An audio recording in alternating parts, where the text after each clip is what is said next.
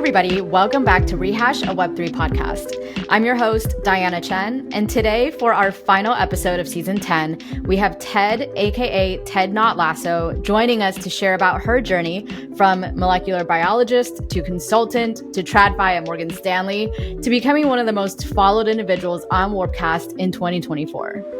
I asked Ted for her perspective on the evolution of Farcaster and decentralized social platforms in general, what she believes to be some of the biggest challenges they face to date, and what she thinks they'll need to do moving forward in order to reach the same level of distribution that traditional social platforms like Twitter or Instagram already have today. Ted also shares about her experience with hosting Farcon events, maintaining one-on-one relationships with her fans as her community scales, and what her top 3 most favorite burger joints in LA are. Ted was nominated by Ernest Co. and voted onto the podcast by Ernest Co., Triumph, Meg Lister, Irina Marinescu, Rachel Amy, David Phelps, Lucas, and DeFi Beats. So without further ado, here is my conversation with Ted.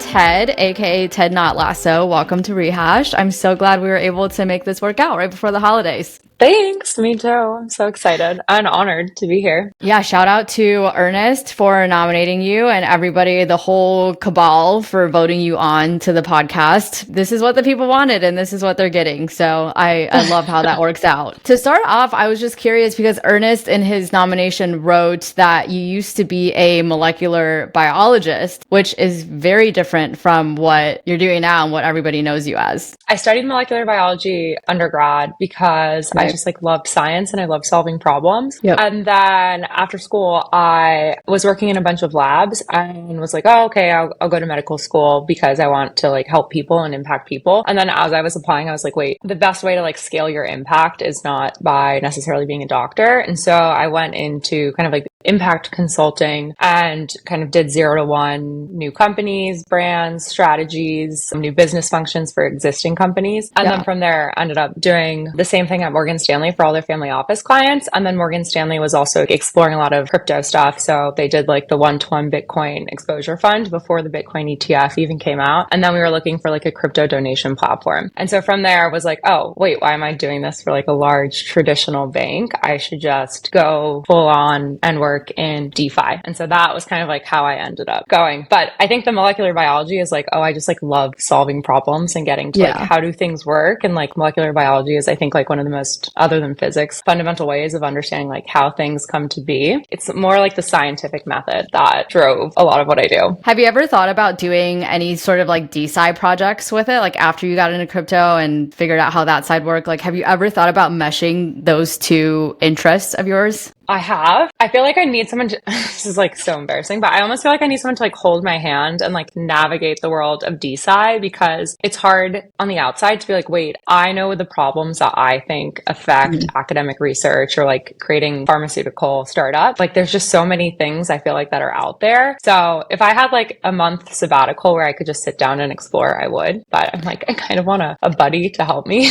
Yeah, there's actually a good friend of mine, Matt Stevenson, who's also based in LA that I should connect you with. And I know he thought a lot about all of this stuff. So I should definitely connect you guys. And oh my God, I would love that. Yeah. Yes, I would love that. I feel like a noob. I feel I'm back in physics 101 trying to figure out how the hell to navigate the DeSci Yeah. arena. I feel I knew a number of people who are working on DeSci projects back in 2021 during the last big wave. And then I haven't really heard much about it in the last couple of years. I don't know why necessarily. It seems it's dropped off, but I still think there's huge potential there. And I've always thought projects in that space were really cool. Yeah, same. Also, I remember that from 2021, but I was deep in DeFi then and was I'm not going to just jump ship. But then I feel a lot of projects, you just don't know what happened to them during the bear market. Yeah. You can't really tell from social because you're they haven't really posted, but that doesn't mean they're up to anything. But I know that there's one called Hair DAO that is focused on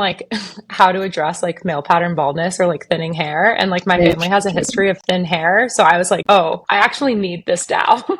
I need whatever they're working on. So that might be where I get my foot in the door to learn more. Yeah. I have not heard of that, but that sounds very interesting. And I hope it helps a lot of people in the future. Yeah. Yeah, me too. So you're working at Morgan Stanley. You're in deep TradFi. And then from what I know, and tell me if I'm totally off, is Farcaster came around, Warpcast was made. You were one of the earliest users on Warpcast, grew a following there, kind of exploded on Warpcast, and then at some point decided to go full on creator route on Warpcast and quit your job at Morgan Stanley. Is that somewhat accurate? A little bit. I left Morgan Stanley to go work for a DeFi startup. One of like the first real world asset protocols that was like merging TradFi and DeFi together. We did under collateralized loans in emerging markets. And so I was there and I was like, okay, I only know traditional finance, like the culture of like crypto there. So it was like very Bitcoin, like very just like top level Ethereum. And I was like, I need to understand the culture, and I wasn't on Twitter. And so my friend at the time was like, oh, there's this new kind of like crypto social network that you could join where I'm sure you'd like get better signal to noise, and it's like brand new. So, you know, maybe you'll get access better, you'll like learn better. And so I onboarded then as I was starting at this new company and kind of just like asked all the questions that I would ask. And it was a bunch of crypto OGs too. So I would like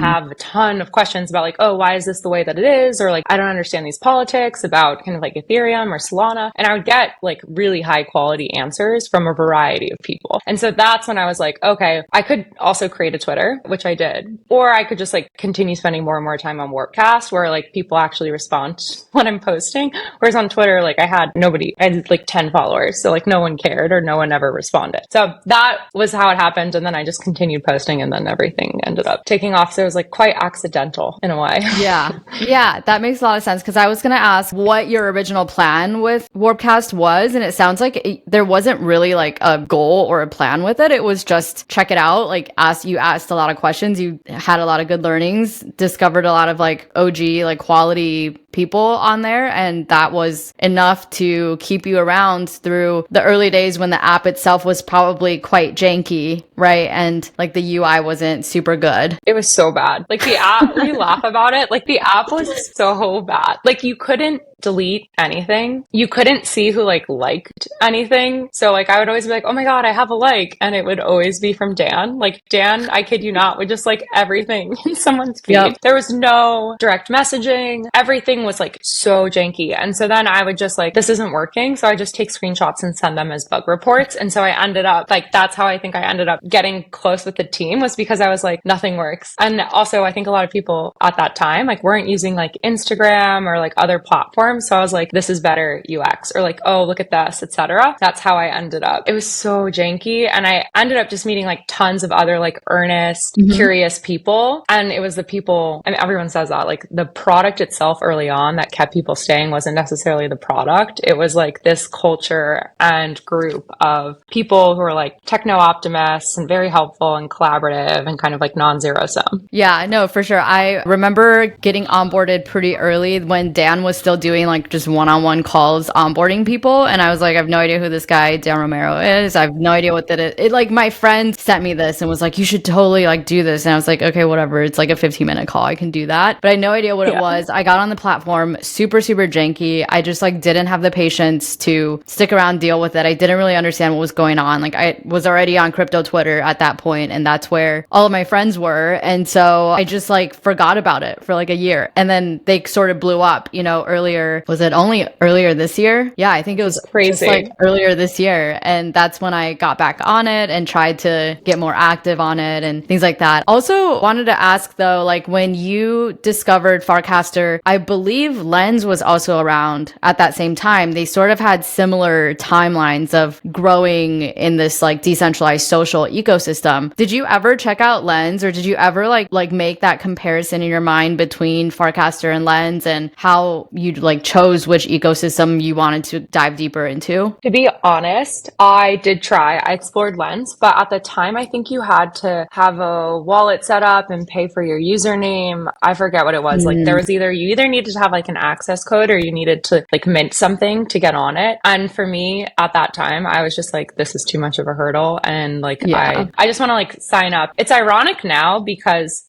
Farcaster now has like, I was onboarding tons of people at DevCon and was like, oh my God, they were all scoffing at having to create like pay a $5 fee. And I'm like, oh, I forgot that everyone, you didn't have to pay it either. You just like had to sit through 15 minutes with Dan to get on. And so like, I was like, oh no, the onboarding process for Farcaster was actually like much more seamless. There was no barrier to entry. And after that, I was like, oh, to your point, like I already had Twitter. I was like, had to pay attention to Twitter. I had Instagram. I had everything else. I was like, why do I need to like a whole nother one? So I kind of just stuck with the one that I was already onboarded with. I actually didn't know until you just said that you have to pay $5 to create a Farcaster account. I had no idea. It might be $3 now. I think they continue to lower it, but their whole take is like, if it was free, we would just have an influx of spam all the time. So we need like some sort of spam barrier. And I get that, but it was pretty brutal when we were onboarding people at DevCon. We like had a free code, but if they didn't input the free code, they're like, I have to pay for this. Like you should see like the look in people's faces. I was like, oh, this is bad.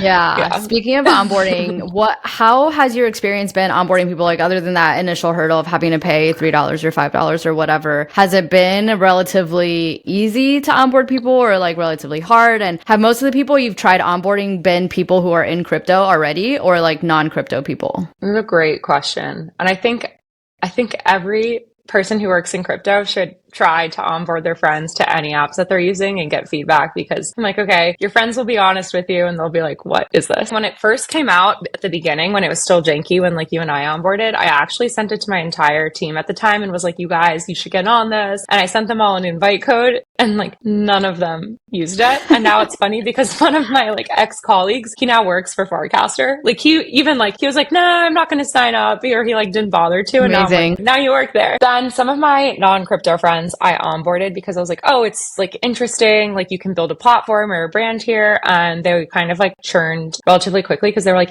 it's all crypto content. Like people are talking about like crypto startups or like a whole bunch of other stuff. So they were like, eh. Then I onboarded some other people who like understand crypto when the degen and like all of the tipping and now more recently with like the AI agent stuff comes, and they get it because they're like, oh, this is interesting and it's a good way to learn. But otherwise, I actually am like kind of hesitant. And I've told this to the team. I'm like kind of hesitant to onboard new people because the content isn't what I know most of like my non-crypto friends are interested in from a content perspective. I would agree with that. And I would say even like trying to re-onboard myself earlier this year when I made it a goal to like get back on Warpcast and check it out and stuff, that was pretty challenging just because I feel like everything was changing so fast that the Warpcast I saw when I tried coming back earlier this year was not at all the Warpcast I saw the first time I onboarded onto it. It was so different. Like I didn't know what the channels were all about. Luckily, I had some people give me some tips about how to have a good time on Warpcast. And back then it was like, which was like earlier in 2024, it was basically explore channels, find channels that you were interested in. So I found like the snow channel with like all the skiing content and stuff. And like that was the stuff that I thought was really fun. And then of course, like about 6 months later, like in late 2024, channels got a makeover and the whole channels thing changed where you now had to like get membership in a channel in order to post in it. It just became a lot more gated and almost felt more like closed Telegram group chat than it did like an open forum to meet people and to like discover new things, which I don't think either one is like better or worse, but I just think it like completely changed purpose of them and how people use them. So it was really confusing. Like all this to say, it was really confusing for me as somebody who's like crypto native to figure it out, that I just couldn't even imagine trying to onboard a friend who's like not in crypto at all onto Farcaster. I think this is amazing feedback because I actually had the same feedback. I was like, wait, like I can't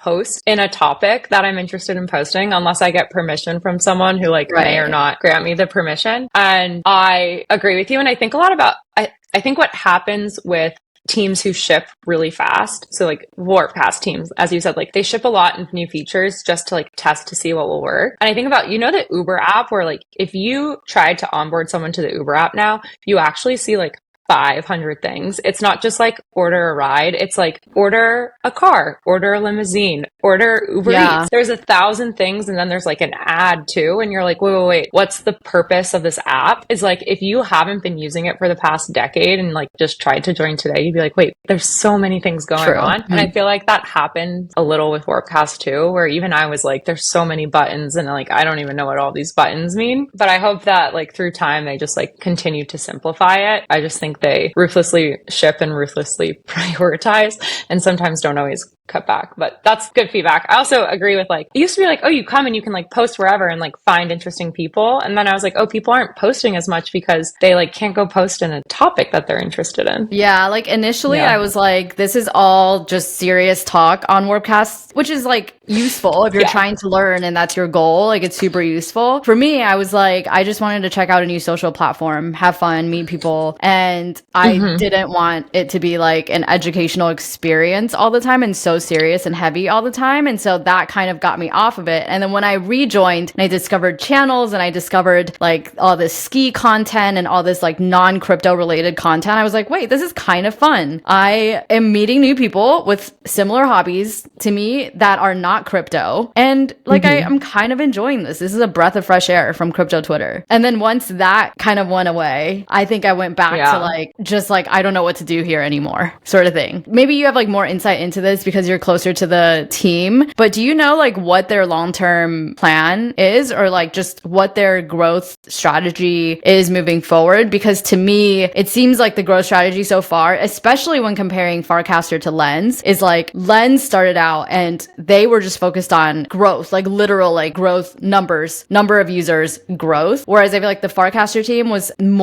took a more like slow and deliberate approach to growth where they valued quality over quantity a little bit. So that was like the main difference I saw before. I think at this point, like there's enough users on Farcaster and on Lens, and they both have like things they do really well and then their own problems, where I'm curious to see where they go in the future and like what the trajectory of just decentralized social is moving forward. Same.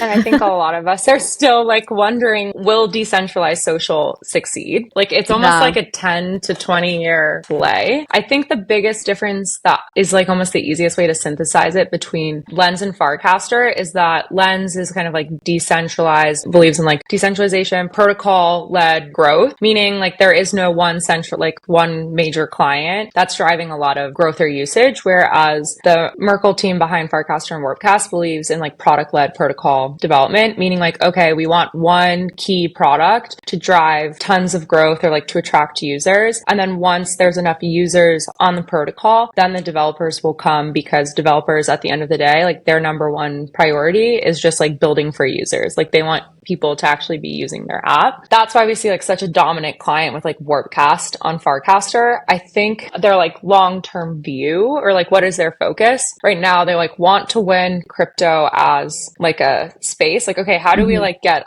the majority of crypto people to be using Warpcast? And I think what they've nailed it down to is like, okay, how do we have like seamless transactions? Is like, that's the jankiest thing like in all of crypto right now, is like, okay, how do you have like a seamless transaction? How do we make this like an S tier developer experience? So you can see them really leaning into that with a lot of new iteration of frames where like developers and frames and the apps that they're building inside are like front and center, which reminds me of early Facebook. I don't know if you remember like all of the poking or Farmville, where like that was like getting people to come back every single day. And it was like a very robust developer ecosystem, especially because there was like this constant Twitter comparison. And like the only thing that they have over Twitter, like A, it's programmable social, so you can like have all these agents, and then B, it's open API and open data. So like you're never going to beat Twitter on distribution. So it's kind of like what is the other edge that you could possibly have? And then other than that, I think they don't know. I think if they had it figured out, they would be doing it.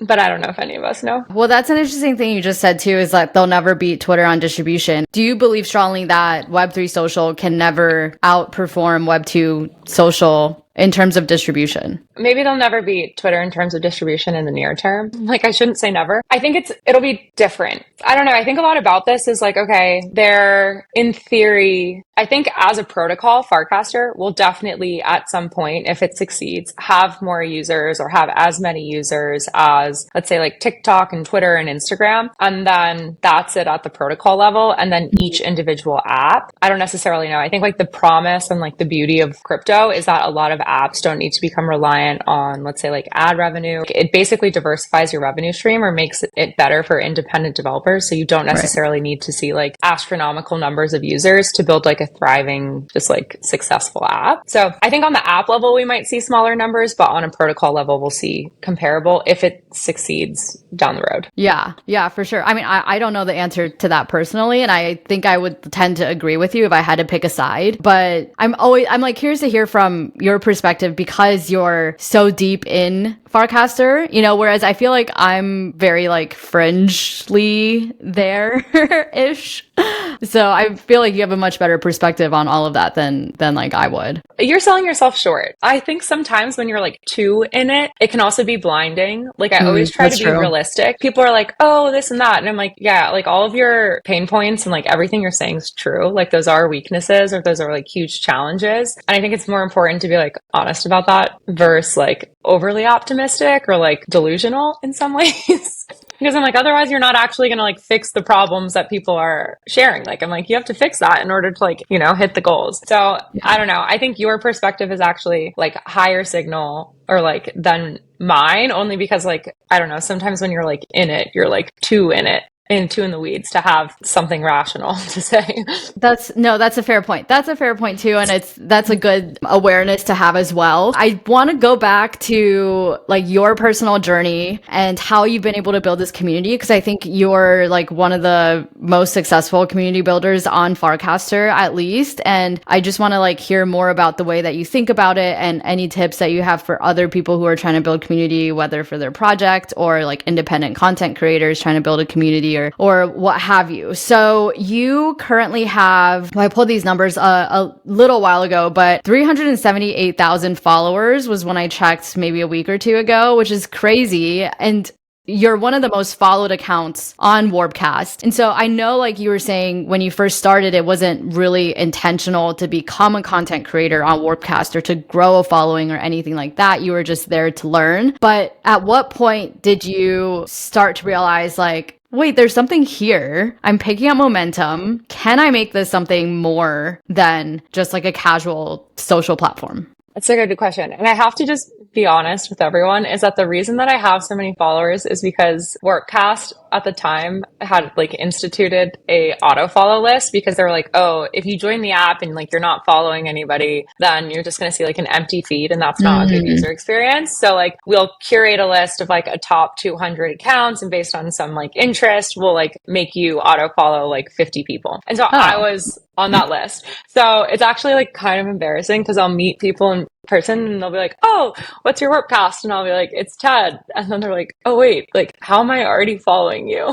And it's like, it's not so embarrassing. Like, honestly, I don't think that's embarrassing. I think it's super cool that you got yourself, like, obviously there was a reason how you got yourself onto that auto follow list, right? Like, that's like how, let's just start there. Like, how did you get yourself onto this auto follow list? Cause that's not embarrassing at all. And that's like really cool. Thank you.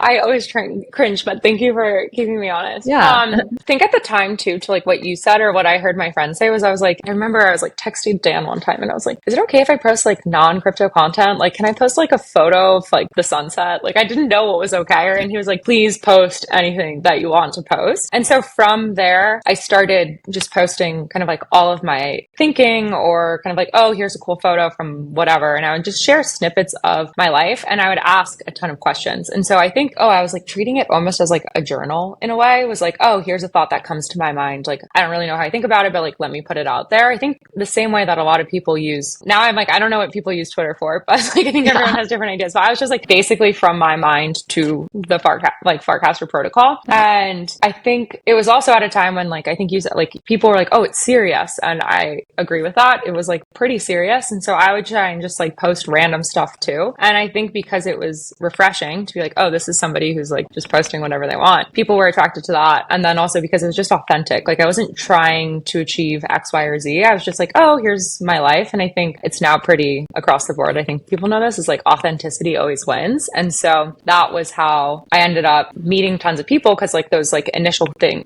replies would turn into larger conversations. You'd exchange telegrams or like numbers, and then you'd end up getting coffee or doing a meetup. And so then when I realized like the moment for me where I was like, oh, there's something here, was actually, I was like, oh, wait, like I have a network now where I can go. And again, like most people in crypto already know this, or who was doing Twitter, I was like, oh, I can go to any city in the US or outside of the US and meet somebody from Farcaster and like have a 4-hour dinner with them and talk about anything and everything, and like walk away being like, wow, that was an amazing conversation. And so I was like, this is the best way to like grow. I don't know. Sometimes I believe in like you are the average of the 5 people you spend the most time with. And so then I was like, oh, this is like the best place where I want to be like spending my time with, and I want to meet the people spending their time here, because I just felt like I was becoming a better person as a result of it. And so that was it. It wasn't necessarily like I always am like afraid of the number, because I'm also like, it's a lot of bots too, because there's like bots on every platform. And I'm like, I probably at the end of the day maybe have like, I don't know how many, but I do think, to me, before I was always private, and you've known this, I'm sure you know this, is like, oh, this was what actually clicked for me, was like understanding like, oh, this is the value in building a personal brand, was like, oh, do you want to come to this dinner? Are you interested in this? And like, you just,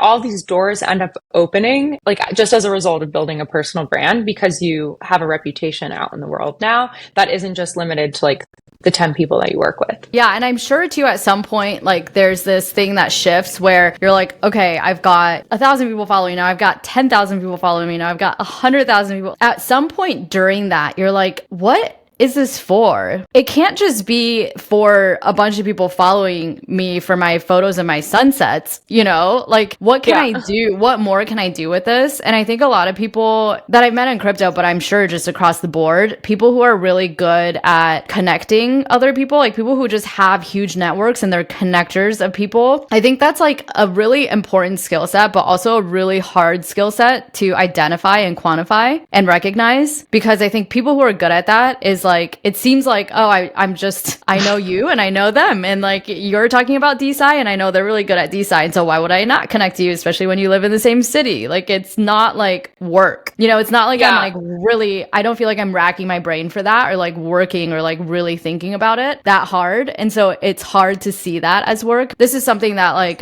Humpty from the Crypto Sapiens podcast has been putting me onto recently. It's like, no, this is like really important work and a really important skill set. Like, I'm wondering at what point you realized that, because I think you must have realized that when, you know, you started your hypersub and you realized how you can monetize your community, and you also like launched these Farcons to further that connection even more, to like deepen that connection, like through in-person contact, things like that. So I'd be curious to hear like when that shifted for you, and like how that thinking exactly shifted. I guess like also part of my first job when I was doing consulting was our clients were like celebrities, brands, like luxury brands, new startups, and then also big tech. And so part of our role, and I think we're seeing this more and more, was to basically connect the dots between all of those clients so that everything was mutually beneficial. So let's say like one of our clients was Instagram. Instagram had a new feature that we had scoped out, and then all of a sudden they needed to launch it. What's the best way to maximize your launch? It's actually to partner with celebrity accounts who have like the biggest distribution anyways. And so we were like constantly connecting the dots between our clients so that we could like find all these like mutually beneficial ways that kind of like enhanced our work, and then also made us more valuable as consultants on the project. Yeah. And so it worked really well. Like I saw it work over and over and over again. And it actually incredible. Like one of our celebrity clients who was like up and coming, then all of a sudden became like the spokesperson, or not spokesperson, but like was kind of like the it girl for one of the luxury brands that we were working with like 2 years down the road. And so you would like see the fruits of your labor pay off, like both immediately and then in the long term. And so I think I just took that mentality with me wherever I went afterwards, and was like, okay, at Morgan Stanley, same thing. Like there was like so many family office clients, and it was like, how do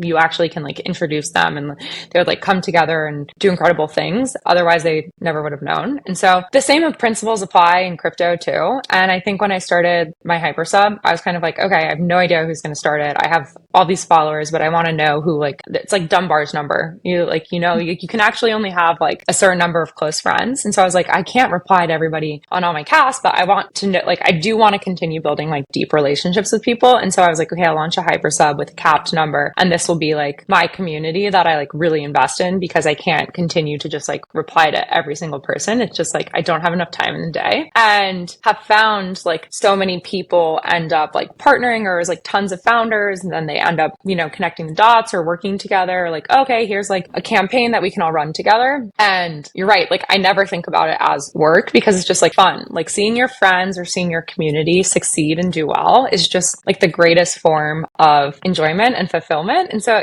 I'm the same as you. It's like, I don't think about it as work, but I realize like, okay, it is very valuable. And usually the things that add value are considered work.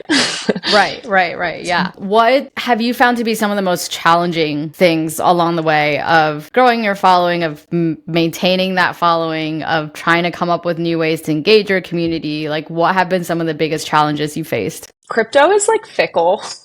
Crypto is like very fickle and can sometimes be vapid. And so it's always like, okay, I think it's harder than anywhere else. Even like when I was working with a lot of like the celebrity or entertainment clients where, a lot of stuff is superficial. It's like, oh, it's actually hard to know like who's here for the long term and who's not. So I think kind of just getting better at figuring that out has been a big challenge for me. Or like, oh, who's simply talking to me because I have a large following, or even like after you do something big, like, oh, you do this like huge, Farcon. And then it's like, okay, but who here is like just trying to get something out of me versus like, oh, okay, Right. like who is genuine? And so that has been a little bit challenging. And then I think something else is just like, I've always been a private person. And the more that you put yourself online, like the more that people are going to see you, and not everyone's going to like you. And I've always been like very independent, and like not everyone's going to like me anyways. But it's different when like crypto typically like operates online. And so in the real world, like if you don't like somebody or someone doesn't like you kind of just like don't have to interact. But online, like you don't get that benefit. Like,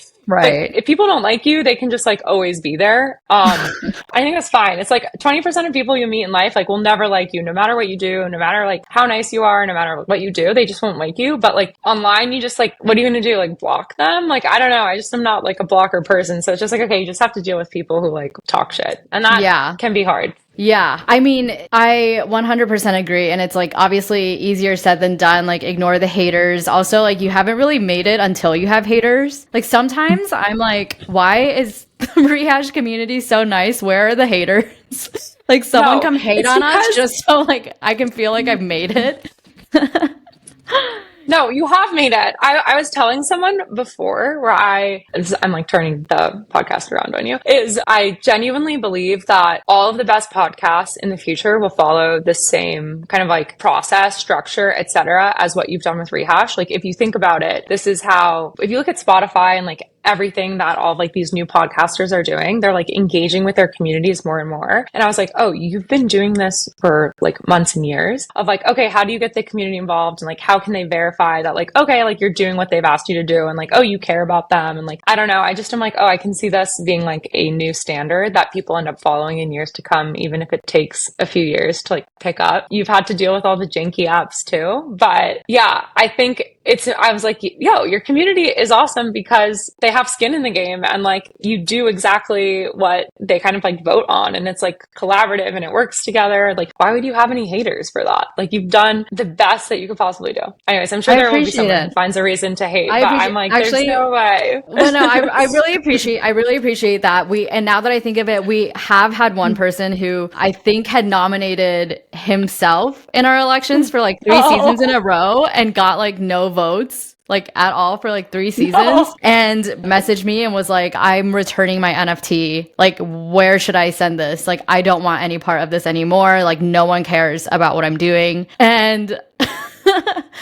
so that has, now that I think of it, like that has happened one time. So yeah, like that's bound to happen. But also I feel like what I've done with Rehash is the innovative part of it is putting it on chain, right? Before anybody else really did. But the rest of it isn't really that innovative. I think like it's like you said, it's like any content creator from the beginning of time has known that it's all about your community. Like you don't have anything without your community. And so it's all about community building, and it's all about building that authentic relationship with your community. And maybe it's because, so prior to this, I was travel blogging for a couple of years. And so maybe it's from that experience that I learned just like how important it is to have an engaged community and how to engage them and how to like build relationships with them. And it is a lot of work, and it's, you know, really hard to like scale, which is why you launched your hyper sub so that you can focus on building meaningful relationships with a smaller group of people. But that's really like what Rehash did, is just continue doing that. And I think maybe it stood out in the crypto space because crypto projects forget about that, or maybe don't know about it.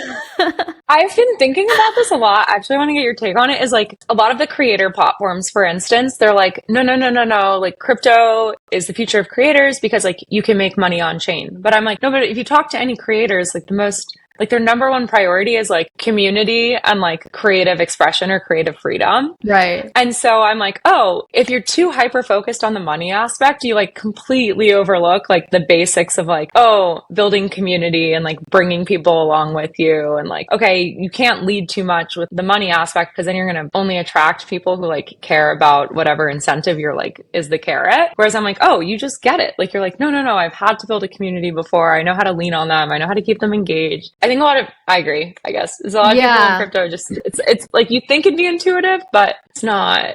Right. Yeah. I mean, and like, I absolutely think the money part of it is very important as well. Like the only way for creators to stick around and keep creating is if they're getting funded. Like if you're not getting funded at a certain point, like you have to make money to eat and have a roof over your head, right? Like it's not all like as sexy as it sounds either. But I do think that the mistake that maybe some crypto companies or just people in general make is what you're saying, like leading with money. Like you can't lead with that. Like if you're like, you know, working at Morgan Stanley and you've never built a following online or done any sort of content creation, and you're like, man, I'm just like really sick of my Morgan Stanley job and I just want to go be like one of those content creators online and have the freedom and flexibility of, you know, the life that they live. And I want to think about how I can make as much money as I'm making at Morgan Stanley, but like without this stupid job with like my horrible boss. It's like, okay, if that's your mentality, like you're probably not going to make it because you're not leading with the foundation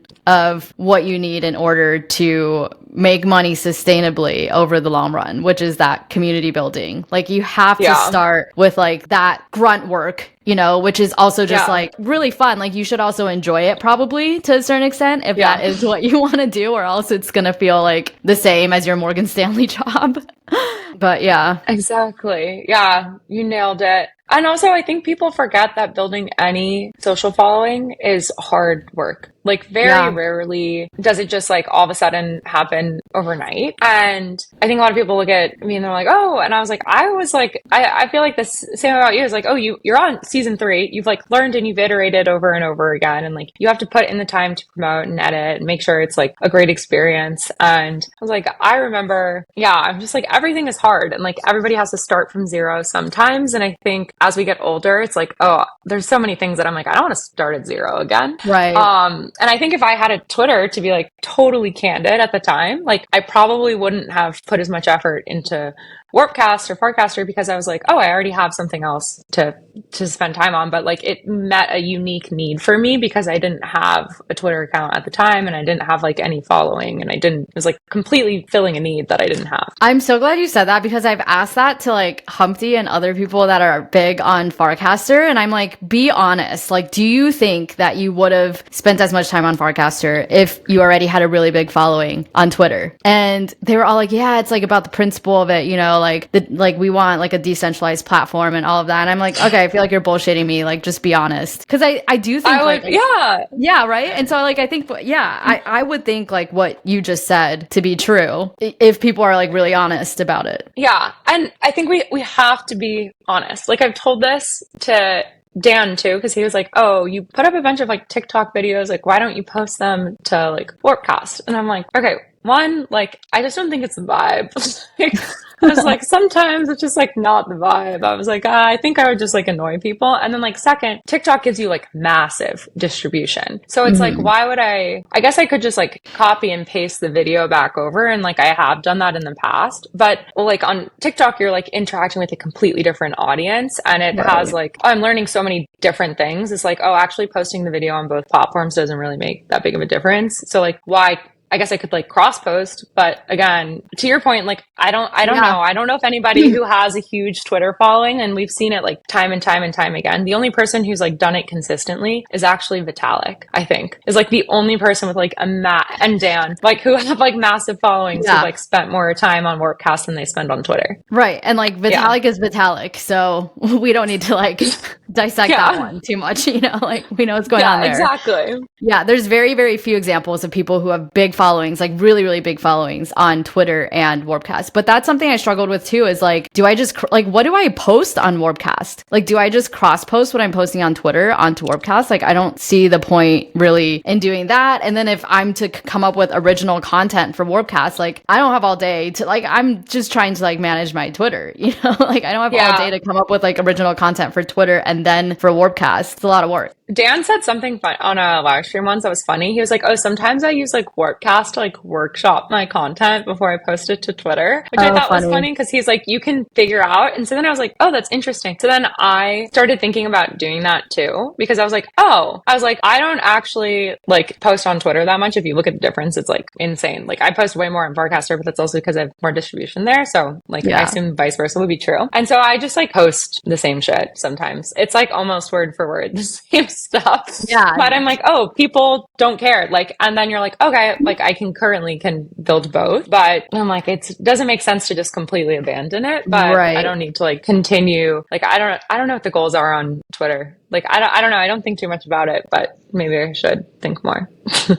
Yeah, no, I mean, for me, it's just like where my friends are at, right? It's like where I'm going to be, because that's where I'm going to have the most fun. So that's really what it was. And then Warpcast was fun for a while because I was making a lot of new friends on it with like the channels thing that we talked about. And once they closed off the channels, I think I was just like, I'm not making new friends here. I have way more friends on Twitter. Yeah. So it just like, it's hard to motivate myself to spend a lot of time there. Yeah. And that makes total sense. Like, again, I have made so many new friends on Warpcast. Like even the other day, I was like, oh, getting dinner with somebody who I knew from Farcaster. Like my world has like completely expanded. A lot of my like close friends that I've added over the past few years are from Farcaster. It's like really like my family's like, wait, what? You have like internet friends? I think a primary motivation is like definitely like I want to make friends and just like have fun with new people who like are into the same things. Yeah. And I think that channels has always been really hard for the team to like crack. And I still think they haven't necessarily cracked it. It's like going in the right direction. But at this point, I'm like, no. Like, let everybody, I get it. They're like walking the balance between spam and not spam. But at the end of the day, it's like, I want to, if it's a social networking site, like you want to like quote unquote network, which is such a cringe word, but you want to like meet new people or like connect with the people that you want to have a good time with. Like, that's just like point blank. So I'm with you. I agree. And like, I think they haven't nailed it yet, but it's not like the number one priority. I do think it will end up coming back into the realm, but that's really good feedback. Yeah. And I'm like, same. I tried to post in like a channel today, like the economy channel. And I was like, what? I can't post in this channel?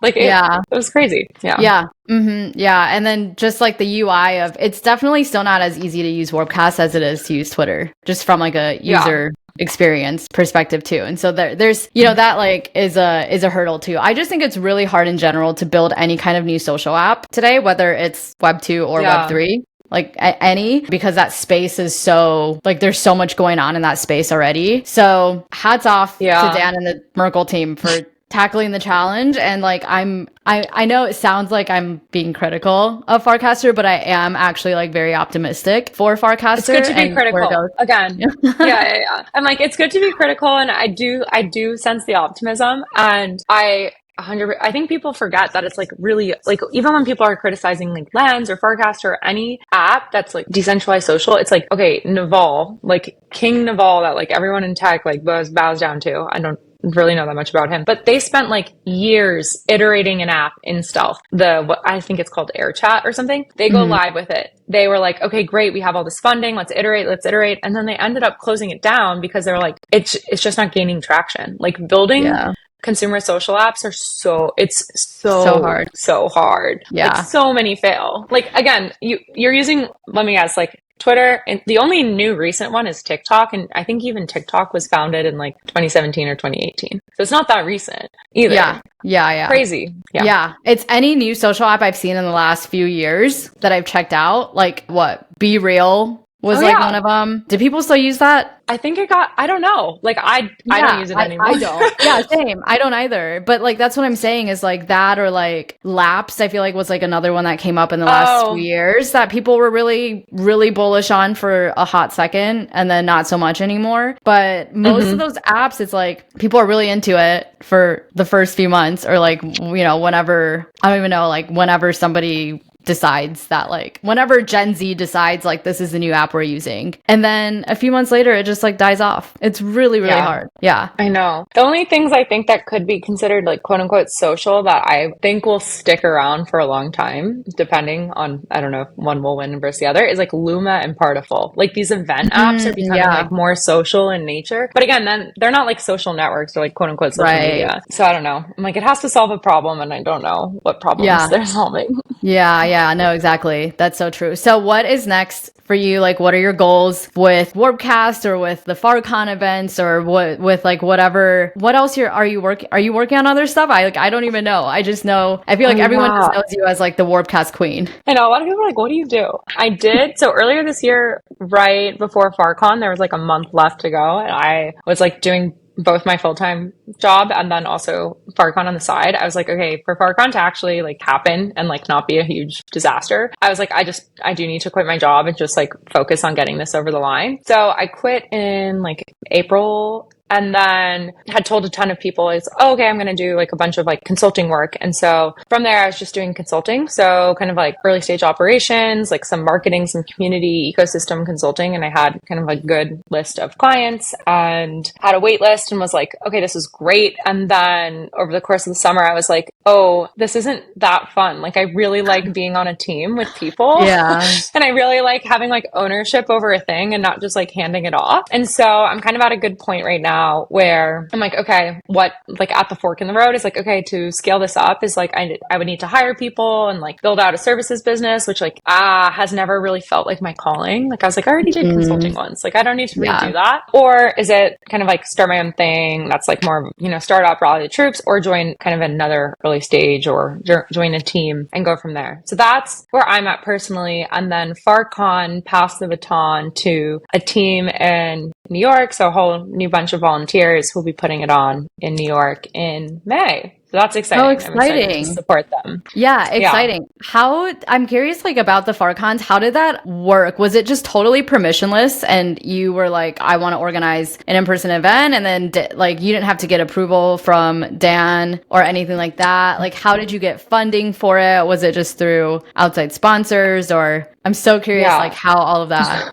just happened. There's these two guys who were early Farcaster users too, Grin and Cameron, and they did one in 2023 in Boston that was like pretty small in scale, 75 people-ish. And then the next year, or later that year, another Farcaster user, Graham, was like, oh, I want to do the next one, but I want to do it in LA. And so I kind of got the call that was like, hey, I'm going to do this in LA. It would be great to have someone boots on the ground. Do you want to help? And so I kind of got like, I was like, yeah, of course I'd love to help. Never imagined that Farcaster would like take off and become what it was. And so we were like, we'd be stoked if 150 people came to LA for it. And then meanwhile, it was like 500. It is completely permissionless. I think the best way we like sold tickets, because we were like, oh, people will pay. We want it to like, we need to cover costs. And we weren't really sure about sponsorships. And then as kind of like we marketed it or just talked more and more about it, there are tons of companies in the ecosystem who are like, hey, can we help you? Like we see that this is just like fully volunteer. We're happy to sponsor in some way. And so it kind of all came to be. But even from that approach, like we were never looking to become like an events production company. It was more so like, let's cover costs and just like make it as enjoyable as an experience, because none of us were looking to make this like a full-time business to just like run Farcon every year, because it's supposed to be like decentralized and like different people can do it every year and it would evolve as the network evolved too. Yeah, it's crazy.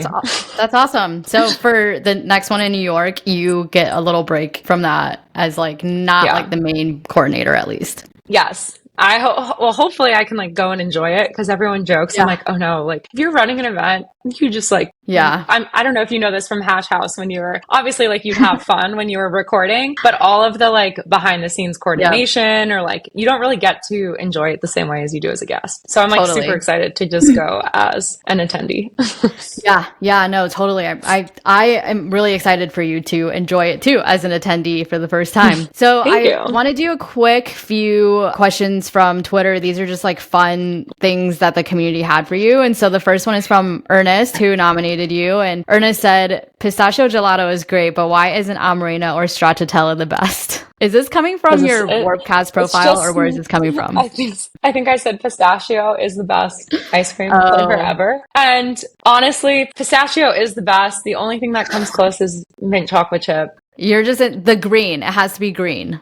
You're right. I didn't recognize that, but yeah, I just love the color green. That's it.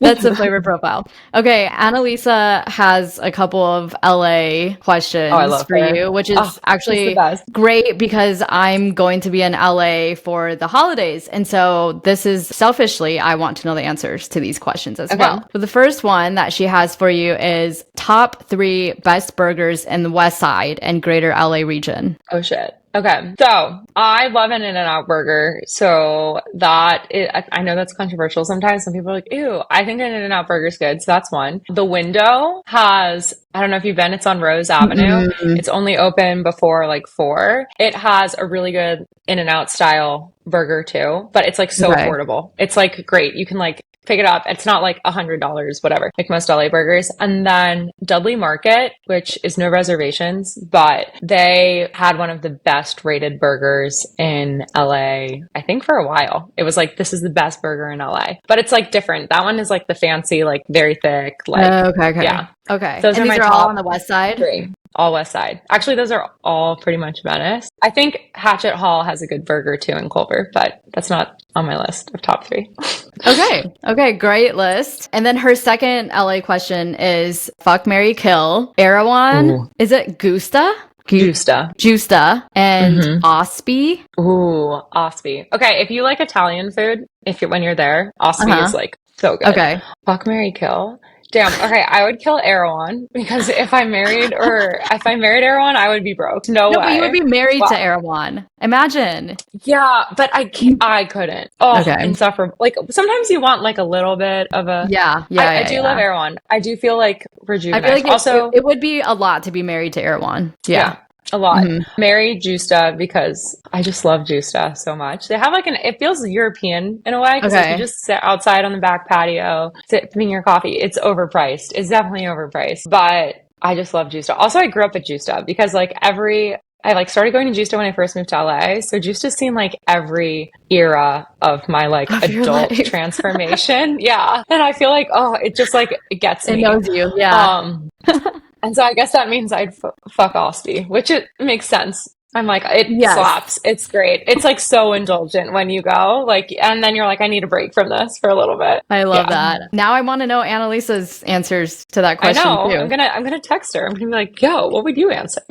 Yeah, you should. Don't tell her what you said yet and get her answer and see if you guys are aligned on that. We had another question from Peachy that you may or may not be able to answer since you're not planning the next Farcon in New York, but she wants to know what does Ted think Farcaster will look like in April 2025? Oh, actually, she said, what will Farcaster look like in April 2025 right before Farcon? Last year felt like peak Farcaster. I'd love to know how she sees the vibes and waves as someone who's been here through many changes. That's a good question. That's a great question. It's actually so hard to answer because I don't think anybody anticipated what would happen last time. I wish I had a better answer, but I think the team planning it this year, like I think just the core group of like Peachy was like, I almost feel like relatively new to Farcaster when Farcon happened. And so there were a lot of new faces who we kind of just were like, oh, they're here for the community. Like, let's stick around. And if you think about it, it's just like, oh, that core group of people who now like in April, that's like a whole year. So like the people who will be there have been there like a whole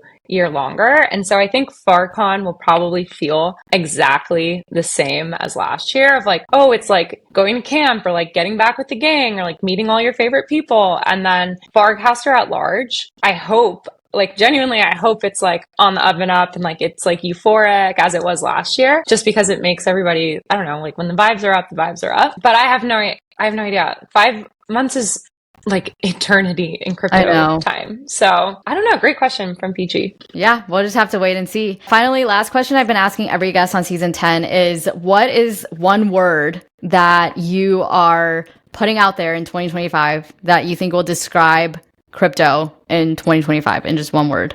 This is such a boring word. Finance. I think like it's so boring. It's so boring and it's so unsexy. And I don't mean DeFi, unfortunately. I mean just like I think so many fintechs and like finance. I just think that is what will adopt crypto next. Like that's the next wave of crypto adoption is more banks, more fintechs, more wealth techs. That's exciting though. That's like a huge step towards like moving crypto forward. So that actually is very exciting, I think. Yeah. I agree. Yeah. It's exciting. It's not like a hot take. I think it's just like, it's like just some lame prediction, but it's important because at the end of the day, I'm like, the more money that's on chain, the greater the pull is for everybody else to get on chain too. Totally. Yeah. And getting that like traditional, the TradFi adoption is like top signal, right? For like all the normies to jump on this. Yeah. That's so true. Yeah. Well, I love it. Thank you so much, Ted, for taking the time so close to the holidays to join us. Where can people find you? Remind people all over the interwebs where they can find you if they want to follow you on Warpcast, Twitter, TikTok, wherever you are. And then feel free to plug anything else that you'd like as well. Yeah, I'm at Ted on Warpcast or Farcaster, and then tednotlasso on X. And then everybody, if you're not already following Rehash, follow Rehash, and follow Tree Girl on Warpcast too. I went to find you and I was like, I know her name is Tree Girl. Thank you. I actually like so I'm DDW Chen on every platform. And then that was what I made my Warpcast as initially as well. But then, you know how I said I got onboarded and I left and then came back and I couldn't figure out my like private key that I used to make it with. And so I thought I lost it. And then Dan came out with this like recovery process. And so I got DDW Chen back, but that was after I had already made Tree Girl and built a following there, and so I just stuck with Tree Girl. So I love Tree. I do look up Tree Girl. Actually, Dan one time he was like, "Tree Girl makes really good content," and I was like, "He called you Tree Girl," and I cracked up. I was like, "Yes," I was like, "She does." That's so funny. That's so funny. Well, thank you again so much, Ted. Happy holidays. Happy holidays to everybody listening as well, and we'll talk to you soon. Thank you for tuning in to this episode of Rehash. Rehash is hosted and produced by me, Diana Chen, and supported by our community of NFT holders who curate our guest lineup each season. To get involved, head over to our website at rehashweb3.xyz and collect this episode as an NFT. Anyone who collects an episode becomes part of the Rehash community and will be able to nominate guests for future seasons. Also, be sure to follow us on Twitter, Instagram, and TikTok at RehashWeb3 or on Warpcast and Lens at Rehash, and join our community on Telegram at t.me/rehashweb3 to hash it out with fellow listeners.